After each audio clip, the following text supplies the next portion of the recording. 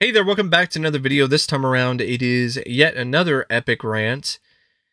And this is on the cinematic train wreck and total and complete dumpster fire that is the Munsters from 2022. Now, I understand the original TV show, The Munsters, was a campy show. I watched a couple episodes in preparation for my viewing of this movie. And they were cute, they were harmless. I do remember watching some reruns of the show back when I was a kid, but I never really remembered being like enamored with it by any means. So, a new Munsters film could be decent, especially since when they did a new adaptation of The Addams Family in the 90s by Barry Sonnenfeld, it was a classic. So, who knows? Maybe it could work. But not with Rob Zombie. Not with Rob Zombie at the helm. I don't know what the hell Universal was thinking. I get it. He's a somewhat established name in the horror community.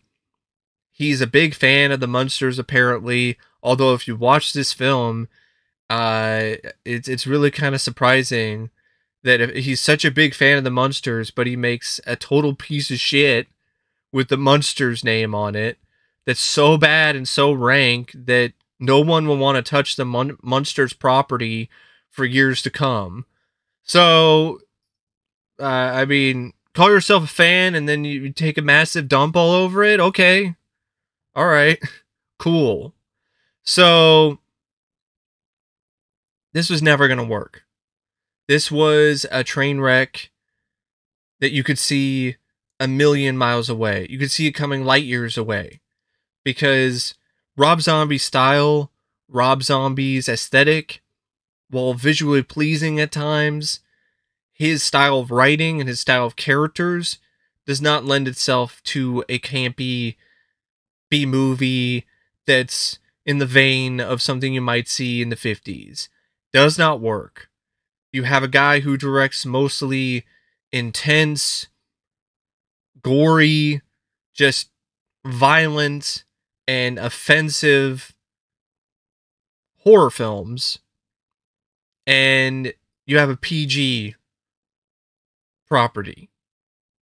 It's just not a good match. And when you see this film, it is very evident when it comes to how poor of a fit Rob Zombie is with this material. Just from like the opening credits, it just feels off seeing Rob Zombie's name. And I will give the film this. He does a good job capturing the static TV look. And there are some moments where I guess if you made it so it was black and white, you could maybe recapture some of that campy 50s TV look and vibe and everything with the sets and so on and so forth. But in live action, it's garish and it's hard to look at. It honestly looks like something you would see at a pretty bad Halloween haunt or something, or you might see on display at Party City during the Halloween season. And the direction is just so bad because you can tell that Rob Zombie is actually deliberately trying to make a campy movie, and it's so hard to watch because the jokes never land or they go on forever, and the sight gags are awkward. It's just such a stilted, awkward looking movie, and it's as stiff and awkward as Herman Munster himself whenever he decides to go for a stroll. And I have to blame Rob Zombie for that. I really do.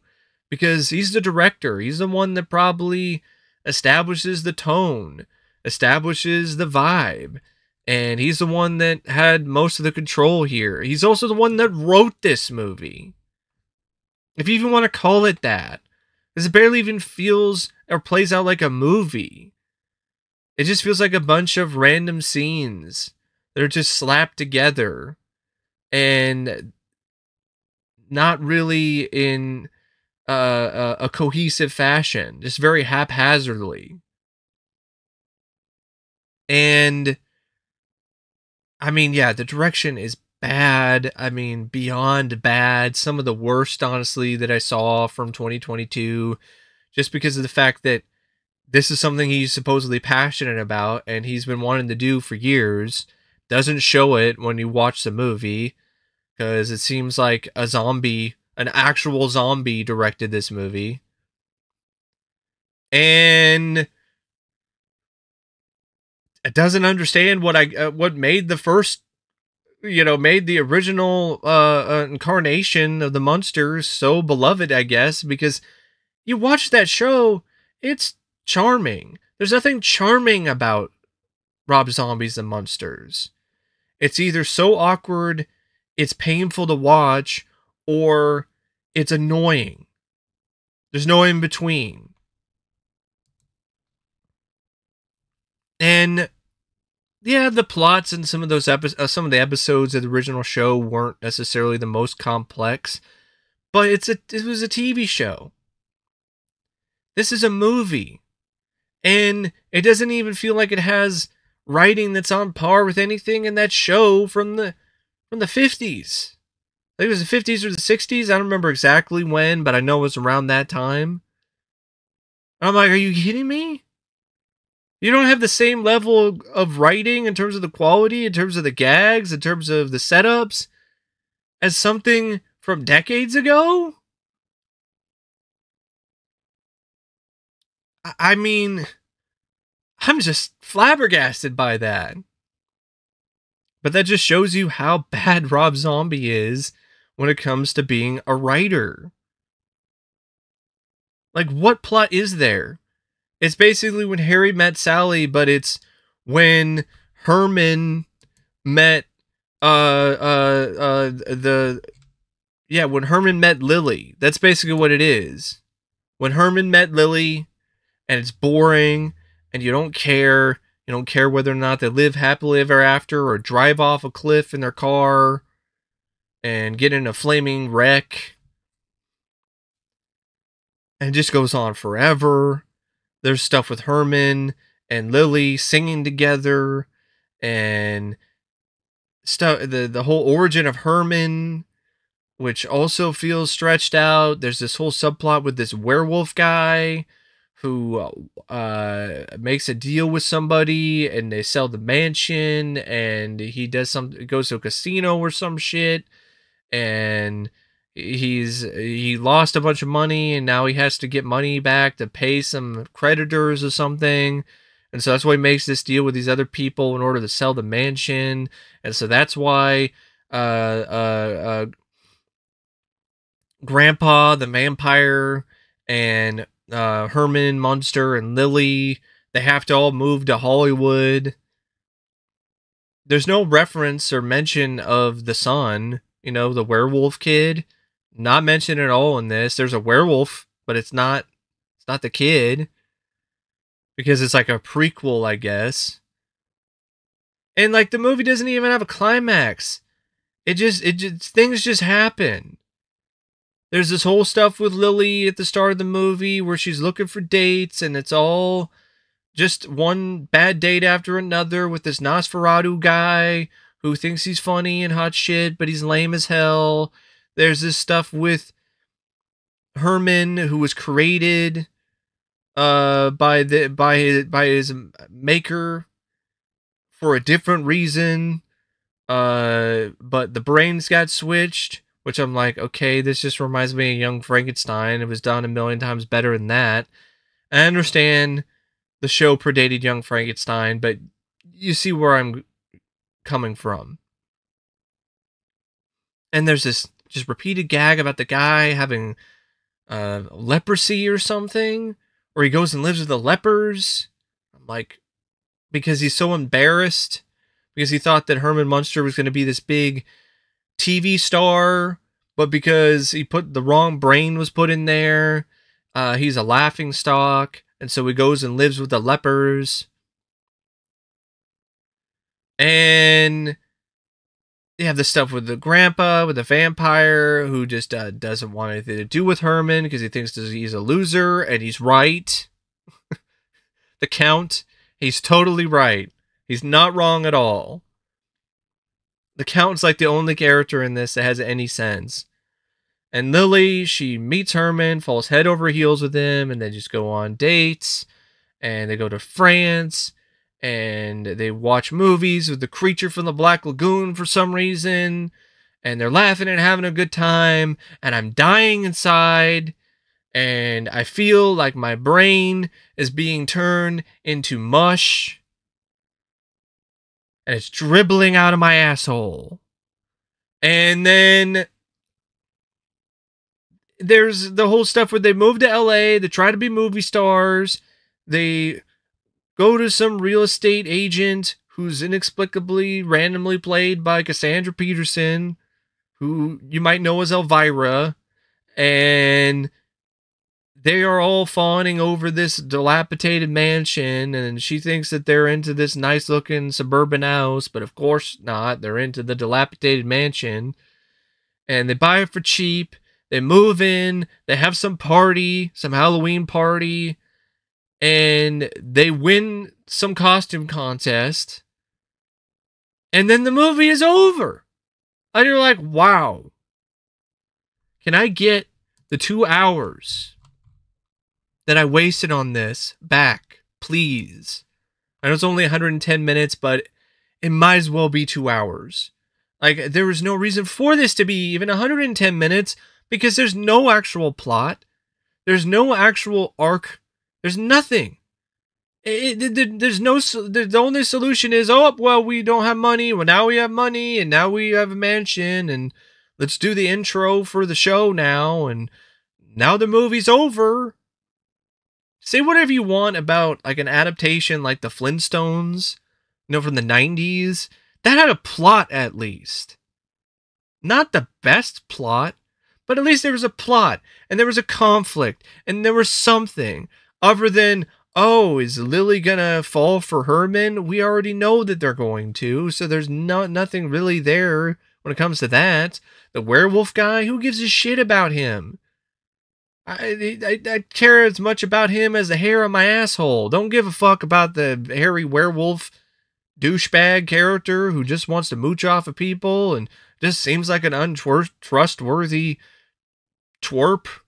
So I don't give a shit about that character. Lily, don't care. Herman, care even less.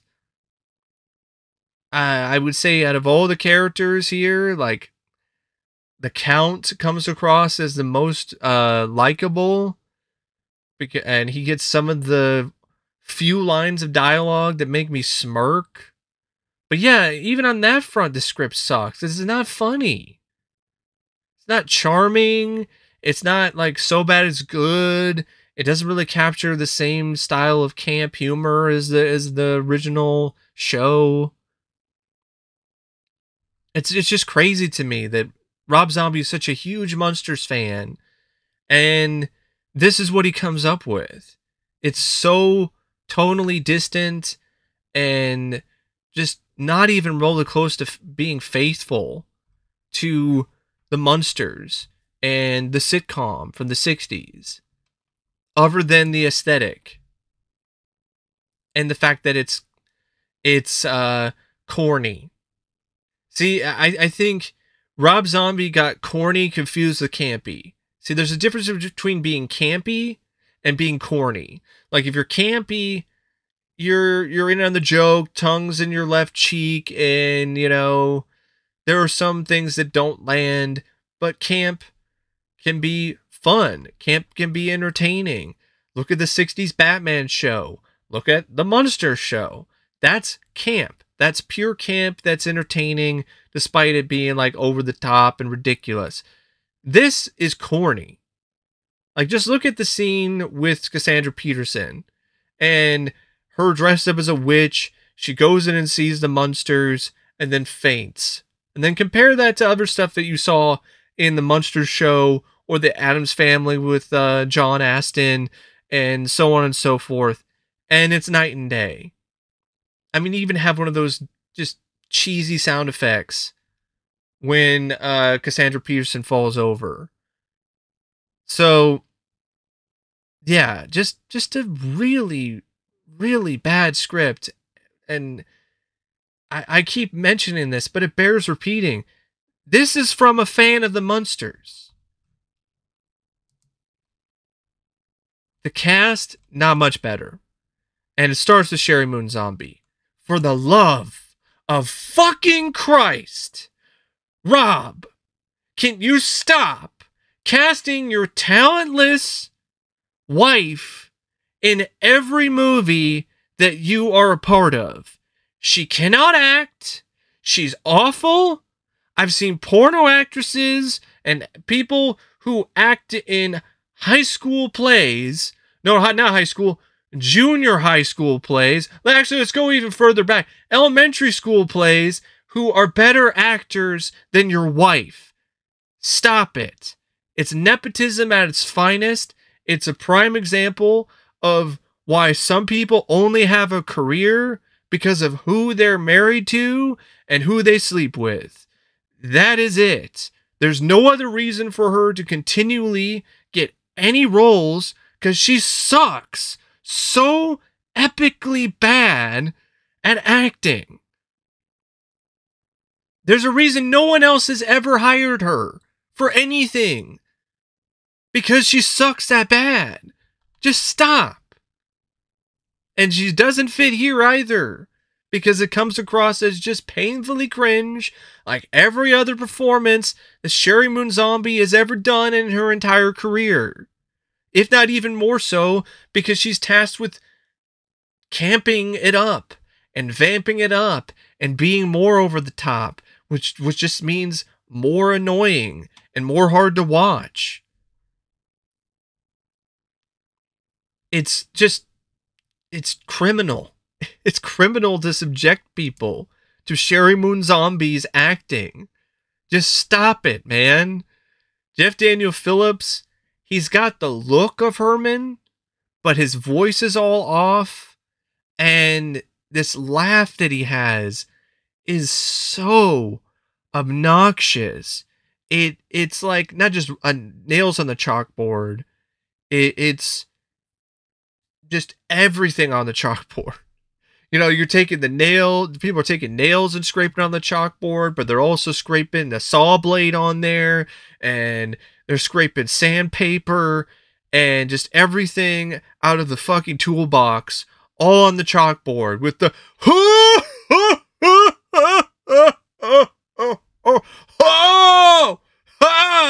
it's like, oh my god.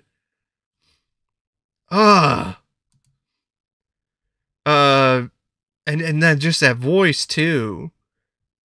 I don't even want to imitate it because I don't want your heads to explode. Daniel Roebuck, I would say he's the one that has the most consistent and the most tolerable performance as the Count. I'll give him that. Richard Brake is Dr. Wolfgang, the mad scientist. He doesn't work in this frame. He doesn't work here. He doesn't work playing some campy over the top mad scientist. It's not his wheelhouse. I don't buy it. Orlok, this vampire, lame. He was also played by Richard Brake. I would say Richard Brake actually did a better job playing Orlok than he did Dr. Wolfgang. There's this hunchbacked assistant named Floop, who is played by Jorge Garcia, and they try to make this guy funny, and it's just a fail. It's just a flop. Igor, played by Sylvester McCoy, he's the Count's servant. He gets turned into a bat.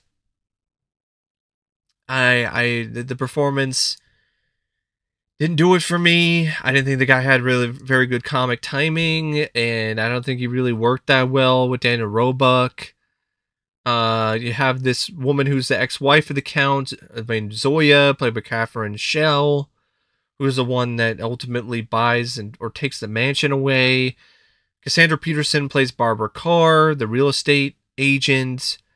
And even in a film like this, even with not even remotely close to her A game when it comes to her performance, she still has more charisma than pretty much anyone else in the cast. Because it's Cassandra Peterson. Like, the scenes between her and Sheri Moon Zombie, she's just blowing her off the screen. And it's just one of those things. It's like, would have been nice to maybe have more of Cassandra Peterson, maybe make her a villain or something. I don't know. Maybe make some antagonist, because there is no antagonist in this. And then you have this guy named Lester, who's Lily's brother, played by Thomas Boykin. I really can't say much about that performance because it was that forgettable. Butch Patrick. I don't know if you heard that. That's my mom sneezing from next door. Apparently, this film is so bad that it's even causing people to get allergic reactions to it in the next room. So,